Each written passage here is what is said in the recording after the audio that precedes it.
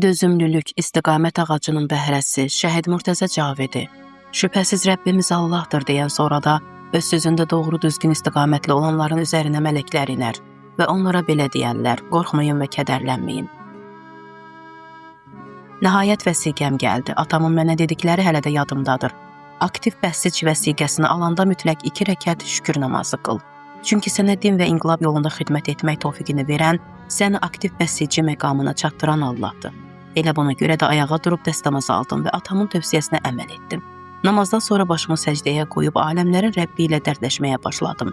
Var gücümlə ondan istəyirdim ki, mənə inqilaba və dinə xidmət yolunda uğurlarını davamlı etsin. Elə bu vaxt telefonum zəng çaldı. Atam idi. Salam atacan. Salam oğlum, necəsən? Şükür Allaha, yaxşıyam ata. Əbülfəzcan, bir neçə bəsici dostunla birlikdə məscidə gələ bilərsən? Xeyirdir inşallah. İndi, bəli bala, sizə bir zəhmətimiz olacaq. Amma yanına Həmid Əmir Əli kimi iş görən, sözün əsl mənasında can yandıran uşaqlar gəlir. Baş üstə ata, inşallah bir saata oradayıq. Sanki elə həmin an dualarım müstəcəb olmuşdu. Allah aktiv bəsici olduqdan sonra ilk missiyanı mənim çinlərimə qoymaq istəyirdi. Tez fəal uşaqlara zəng vurdum və bir saatdan sonra məsciddə görüşmək üçün sözləşdik. İmam Hüseyn əleyhissalamın məscidi. Atamı Şirazda fəal inqilabçılardan biri kimi tanıyırdılar.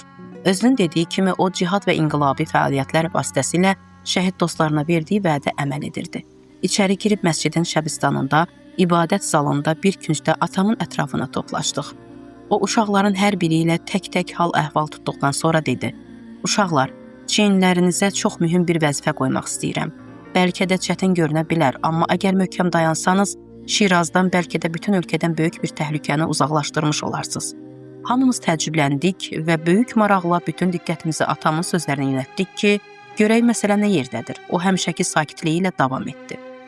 Mən sizdən daha böyüklərə deyə bilərdim ki, gəlib bu işi həll etsinlər, amma nə qədər düşündümsə, gördüm ki, əgər bu meydanı siz yeniyetmələrə versəm, həm daha yaxşı nəticə alarsınız, həm də fəaliyyətiniz daha təsirli olar.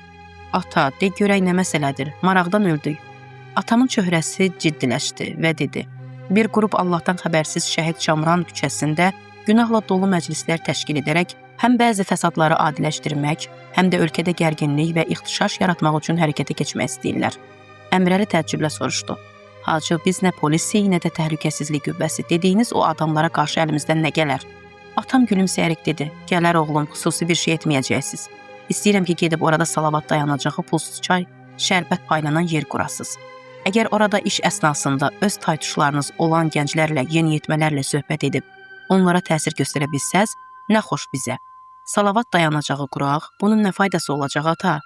Faydasını sonra anlayacaqsınız. Sonralar anladım ki, atam bu işlə 2 məqsəd güdürmüş. Birincisi, dayanacağın qurulması və oradakı fəaliyyətlər qarşı tərəfin toplaşmaq və qeyri-əxlaqi davranışlar sərgiləmək imkanını əlindən alırdı. İkincisi, məscidin ağsaqqalları dayanacağın ikramından istifadə edən siravi vətəndaşlar kimi müxtəlif vaxtlarda qruplar halında orada gəzişəcəkdilər ki, həm bizim təhlükəsizliyimiz qorunsun, həm də çox mülayim şəkildə mühiti sui istifadə edənlərin əlindən alsınlar.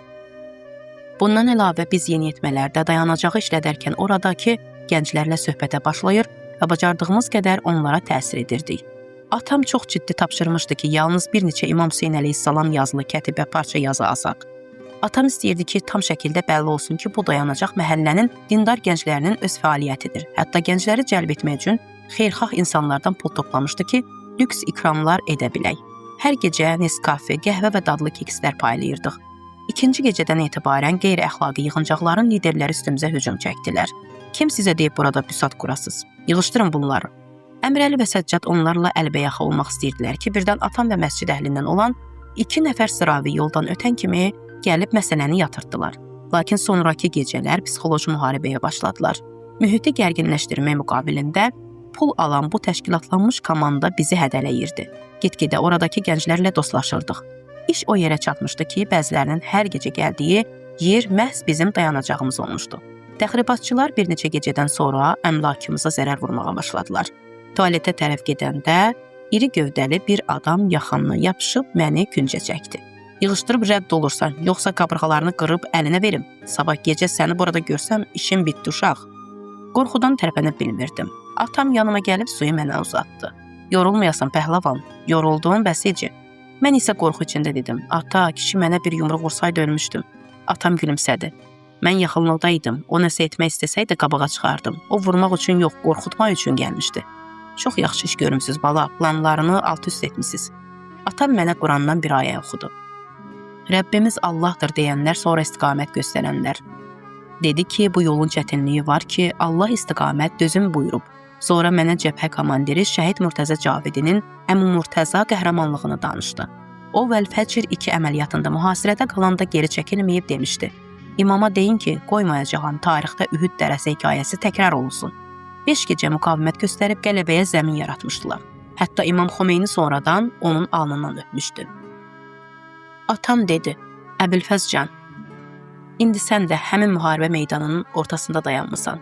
İndi qərar sənindir. İstəyirsən qal və döz, istəyirsən elə indi ayağa dur, evə get. Səcdədə Allahdan istədiyim xidmət tövfiqini xatırladım. Qalmağa qəti qərar verdim. Gündən günə təhdidlər artdı. Amma biz dözdük. Nəhayət təhlükəsizlik qüvvələri həmin fitnənin bütün rəhbərlərini həbs etdi. Allah yolunda dözüm ağacının meyvəsi həqiqətən çox şirindir. Arzu edirəm ki, siz də o şirinliyi dadasınız. Onda nə demək istədiyimi daha yaxşı anlayacaqsınız.